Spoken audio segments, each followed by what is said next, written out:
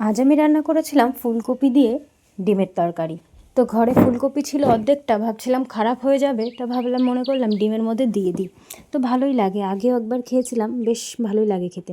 তো যাই হোক, দিয়ে কিন্তু আমি প্রথমে সব কিছু গুছিয়ে নিয়েছি। আর এদিকে দেখো ফুলকপিগুলো কেটে রেখেছি, আর ওর মধ্যে দিয়েছিলাম কয়েকটা বিন, ছিল ভাবছি খারাপ হয়ে যাচ্ছে, দিয়েই দিই। সব পাঁচমিশালি তরকারির মতো হয়ে গেছে। যাই হোক, রান্না করতে পারলে কিন্তু যে কোনো তরকারি খাওয়াই যায়, তো ভাবলাম নষ্ট করার থেকে রান্না করে ফেলাই ভালো। তো সেই মতোই আমি করেছি কিন্তু। তো যাই হোক, দেখো এদিকে ডিমগুলো সিদ্ধ হয়ে গেছে, আর তারপরে আমি ডিমগুলো এক এক করে ভেজে নিয়েছি, 5টা ডিম। আর দেখো বিনগুলো দিয়ে দিয়েছি ওই ডিমের মধ্যে। আর এদিকে কিন্তু ফুলকপিটাও আমার ভাজা হয়ে গেছে, ভাজা করে নিয়েছিলাম। ফুলকপিটা ভাপ দিয়ে নিই, ভাজা করে নিলে কিন্তু ভালোই লাগে খেতে ওইভাবে।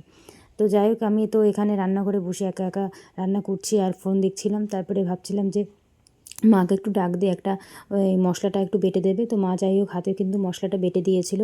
আর এদিকে কিন্তু দেখো আমি বসিয়ে দিয়েছি। ওই তেলে দিলাম জিরে আর তোমার 2টো শুকনো লঙ্কা, আর দিয়েছিলাম কুচানো পেঁয়াজটা কিন্তু ভালোভাবে ভাজা করে নিয়ে মশলাটা দিয়ে দেবো।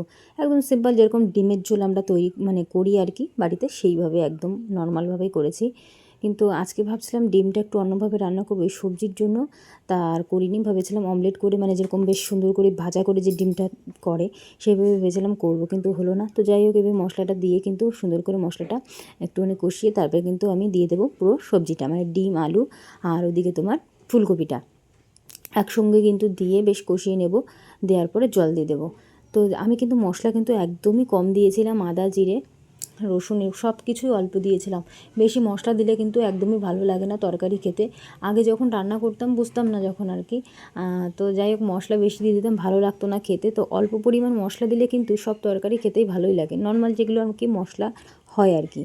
তো যাই হোক, দেখো কালারটা কিন্তু ভালো এসে, কাঁচা লঙ্কাও দিয়েছিলাম, শুকনো লঙ্কা বেশি দিইনি। তো যাই হোক, এদিকে মোটামুটি তো আমার ডিমের তরকারি হয়ে গেছে। আর শেষে দিয়ে দিয়েছিলাম হাতে বাটা গরম মশলা। এই গরম মশলা তো দিতেই হবে, না দিলে তো একদমই ভালো লাগবে না। তো যাই হোক, মোটামুটি এদিকে গরম মশলা দিয়ে আমি তরকারিটা কিন্তু নামিয়ে নেব। তো দেখো কালারটা কিন্তু খুব সুন্দর এসছে। তো যাই হোক বন্ধুরা, ভিডিওটা এই পর্যন্ত শেষ করলাম।